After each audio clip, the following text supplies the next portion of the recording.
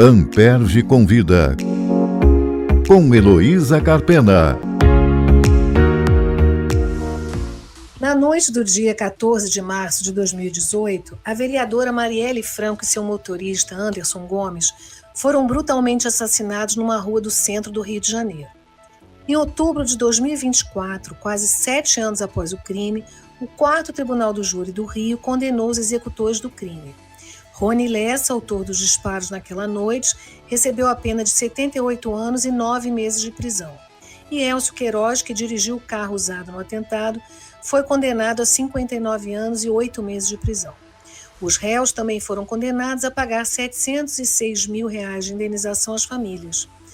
Além do fato da vítima ser uma parlamentar, ativista dos direitos humanos e defensora das minorias, os 2 condenados pertenceram às forças de segurança do Estado do Rio de Janeiro. São ex-policiais militares. Eu estou fazendo essa retrospectiva porque nesse momento seria completamente dispensável, mas isso é um registro, né, que vai ficar para a posteridade. E sobre esse caso que mobilizou a opinião pública durante anos, né, eu vou conversar com a promotora de justiça Audrey Castro, que é titular da Promotoria de Justiça junto ao 4º Tribunal do Júri da capital aqui do Rio de Janeiro. Boa tarde, Audrey. Muito obrigada por aceitar nosso convite. Eu sei que você não tem uma vida fácil, promotor de júri trabalha muito, né? Mas eu quero que você conte para nós como é que foi esse julgamento. Eu sei que o plenário durou 2 dias com vários promotores atuando simultaneamente. Como foi a tua participação no julgamento? E eu queria saber também como é feita a preparação num caso como este, que é tão midiático e tão simbólico. Boa tarde, Heloísa. Boa tarde a todos que estiverem nos ouvindo. Bom, eu sou promotora de justiça titular da segunda Promotoria de Justiça junto ao 4º Tribunal do Júri. E falando um pouco da atuação, né, do Ministério Público nesse caso em específico, eu sou promotora junto ao 4º Tribunal do Júri. Então, quando eu assumi a titularidade desse tribunal, o processo já estava em curso, né? Assumi essa titularidade em 2022. O processo já estava em curso, já tinha havido toda a investigação, né? Cheguei a pegar partes assim durante o processo, pós-instrução, fase do 422, mas sempre com o auxílio da força-tarefa. Por quê? Falando lá do início desse processo, né, quando esses fatos aconteceram, isso inicialmente foi lá para uma promotoria de investigação penal, né, e o colega lá da promotoria de investigação penal, quando vislumbrou, né, a complexidade dos fatos, que poderia haver uma organização criminosa envolvida com aquilo, solicitou auxílio ao GAECO, né, o nosso grupo de atuação especial de combate ao crime organizado. Tivemos um episódio recente sobre o GAECO. E na época, a colega que era da Promotoria de Investigação Penal era Letícia Mille, e a colega que era coordenadora do GAECO era a doutora Simone Sibilho, né? E o GAECO e eles, de uma maneira geral, fizeram uma investigação realmente primorosa. Eu te confesso que eu me sinto muito orgulhosa de pertencer ao Ministério Público do Estado do Rio de Janeiro em razão dessa investigação. E por quê? Eu pude perceber isso estudando o processo, pude perceber isso conversando com os colegas que participaram da investigação e pude perceber isso também quando eu estava no Congresso Nacional do Ministério Público lá em Salvador, no ano passado, e o ministro Schietti do STJ fez um elogio a essa investigação, falando que realmente foi uma investigação primorosa. Então, lá no início, houve esse auxílio prestado pelo GAECO. A partir do momento que iniciou-se o processo, né, com o oferecimento da denúncia, a princípio, a atribuição seria do promotor de justiça junto à vara criminal, a 4ª vara, que é a vara do 4º Tribunal do Júri. Mas, dada a complexidade desse processo, o promotor de justiça, à época, titular de lá, realmente continuou com esse auxílio do GAECO, com o auxílio da Força Tarefa. Né? Mas a Força Tarefa era um grupo separado do GAECO, Sim, isso? era dentro do GAECO, Entendi. mas especificamente para esse processo. É um processo de 67 volumes, né? Fora os apensos, isso é o processo principal, fora todos os apensos. Então, é realmente uma complexidade muito grande. As provas todas que foram...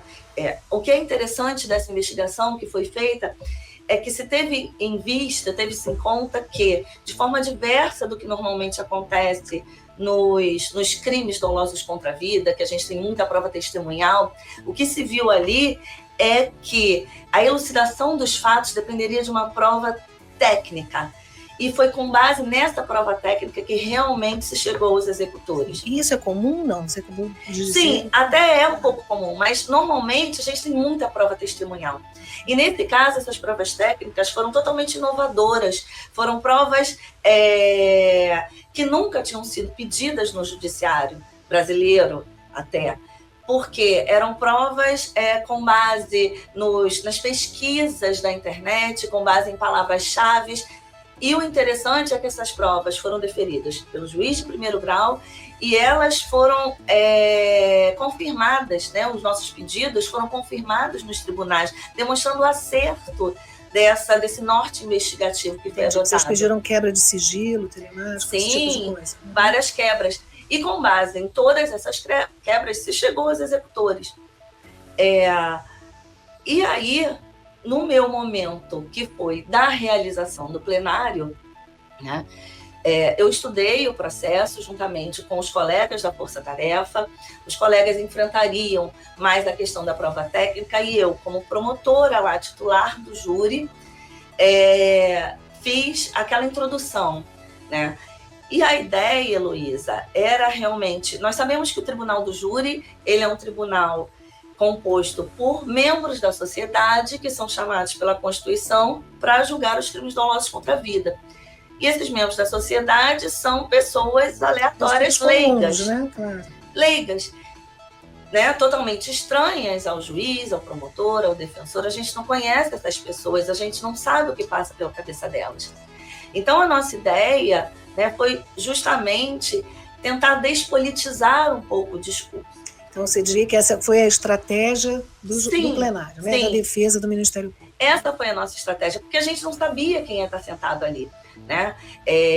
A gente tentou trazer um discurso, né, que fosse ser imune a discriminações, a determinadas visões, né, discriminatórias para um lado ou para outro. A ideia era ser uma coisa bem imparcial mesmo, mostrando para os jurados que o Código Penal, ele diz que matar alguém é crime.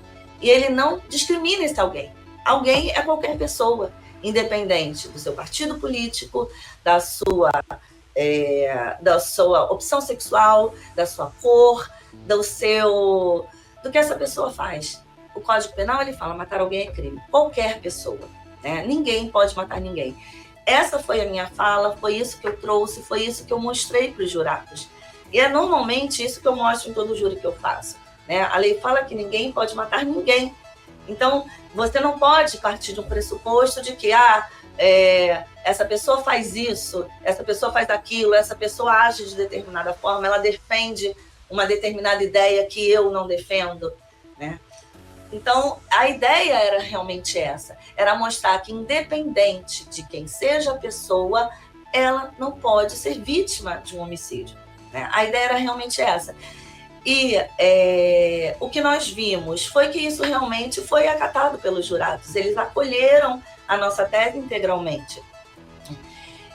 Mas eu acho que vale dizer que, apesar do que aconteceu no processo, a defesa ainda queria tirar algumas imputações que foram feitas aos réus, né? A defesa, ela quis dizer que as mortes de Anderson e a tentativa de homicídio contra Fernanda não teriam sido dolosas, né? Que os réus eles não queriam essas marcas, eles queriam só de Marielle. Então a motivação nesse sentido é importante, né? A violência política, a violência de gênero não foram exatamente desconsideradas. Não foram totalmente desconsideradas. Mas o que nós quisemos mostrar é que eles queriam sim matá-la e todo mundo que estivesse ali com ela dentro daquele carro.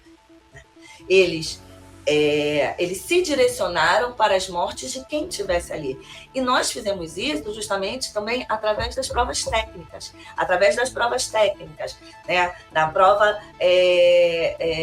do laudo de local. Foi mostrado que eles atiraram para matar quem estivesse ali naquele veículo. O ângulo de tiro que eles adotaram, a posição em que eles colocaram os veículos, foi para matar quem estivesse ali, né? Então, eles quiseram retirar esses outros 2 crimes, o crime de homicídio contra o Anderson e de tentativa contra a Fernanda, quiseram tirar qualificadoras e nós mostramos aos jurados que não, que toda a imputação era cabível. E eles acolheram realmente todas essas teses. A definição da autoria só veio quando se obteve as delações, correto? Não. Da autoria, da execução. Sim. O que acontece? A colaboração premiada deles, ela só veio demonstrar que o Ministério Público estava certo. Sim, confirmar as provas que já tinham sido recolhidas. Todas as provas técnicas que já tinham sido colhidas nos autos, né? A denúncia ela foi oferecida já contra os réus e essa delação ela foi feita praticamente perto do plenário, né? Meses antes do plenário. Quase perto da gente já realizar o plenário. Então, assim, nesse processo, a colaboração só veio realmente confirmar toda a prova técnica que já havia sido colhida anteriormente, né? Os executores já tinham sido descobertos muito antes dessa delação, só confirmando mesmo. Entendo. E o fato de funcionarem vários promotores, mais de um promotor, né, no plenário, quer dizer, no momento do julgamento, né, tendo o uso da palavra, como é que vocês dividiram as tarefas, vamos dizer assim? Então, na verdade, eu como promotora titular do 4º Tribunal, o que a gente combinou? Como eu sou a promotora que estava ali o mês todo com aqueles jurados, a gente entendeu por bem que eu deveria iniciar os trabalhos, né? Fazer os cumprimentos iniciais, traçar uma palavra inicial sobre o que eu falo sempre, todo júri que eu começo, eu falo sobre o júri mesmo. Sobre o júri, sobre o que é previsto em lei. Eu sempre gosto de trazer isso para os jurados, porque como o jurado é leigo, né, é tentar, através da linguagem popular mesmo, mostrar para eles um pouco da lei em relação àquilo. É isso que eu tento fazer. Então, o que nós combinamos, os colegas? Audrey, você abre, você faz esses cumprimentos, você fala sobre isso, você traz um pouco, dá essa passada rápida sobre os fatos, que foi o que eu fiz.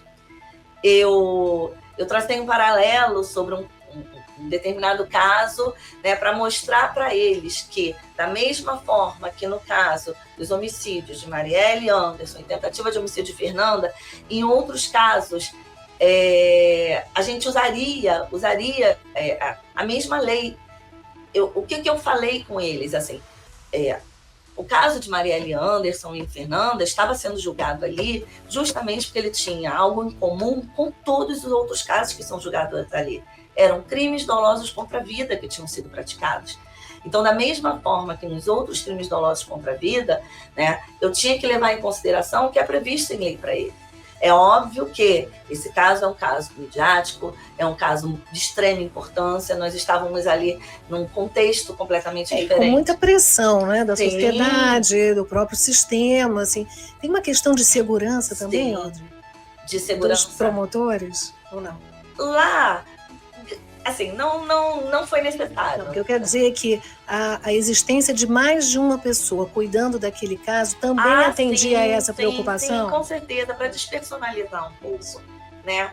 A ideia, assim, dos grupos, de uma maneira geral, é despersonalizar, assim, não é que o promotor de justiça titular dali não seja capaz de realizar o ato, ela não poderia fazer o júri sozinha, até poderia, mas para despersonalizar, né, para mostrar que não é só aquela pessoa que está contra aquele ato praticado, é toda a instituição na figura daquela força-tarefa, né? Havia uma força-tarefa que era composta pelos colegas, o Eduardo Moraes, o Paulo Matos, o Mário Lavareda, o colega Fábio Vieira, é meu colega lá do 2º Tribunal, e desde o início ele falou que me auxiliaria, já que era um processo realmente muito complexo, então eu o chamei, e o colega do GAECO também, Fábio Matos. Então, assim, a ideia seria realmente despersonalizar, mostrando que somos todos nós, né, representando o nosso Ministério Público contra as pessoas que praticaram aquele crime. Entendi. E para concluir, eu queria falar sobre o porvir, né? Agora o Ministério Público, apesar dessa sentença, a sentença com condenações bastante altas, interpôs o recurso de apelação para o tribunal. Quais são as bases desse apelo e qual a perspectiva para o julgamento?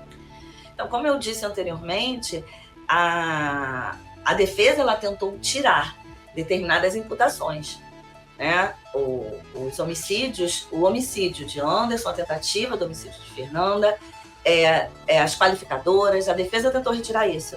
E os jurados, os juízes naturais da causa, acolheram integralmente todo o nosso pedido, né? Eles votaram no sentido de conhecer que isso tudo estava presente. Então, nós entendemos que o juiz-presidente, naquela situação de aplicar a pena, deveria sim ter aplicado a pena no máximo, deveria ter aumentado, né, de uma forma muito maior do que foi feita a pena, e por isso nós apelamos. E realmente temos convicção de que advirá uma pena maior. Sim, a defesa também recorreu, naturalmente. Sim, né? Sim.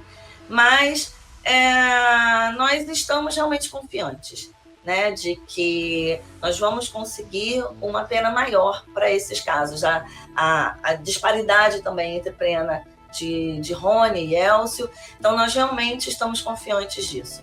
E agora o procurador é que vai cuidar do caso, o procurador de justiça, ele também está envolvido aí nesse trabalho. Ah, sim, sempre. Muito bem.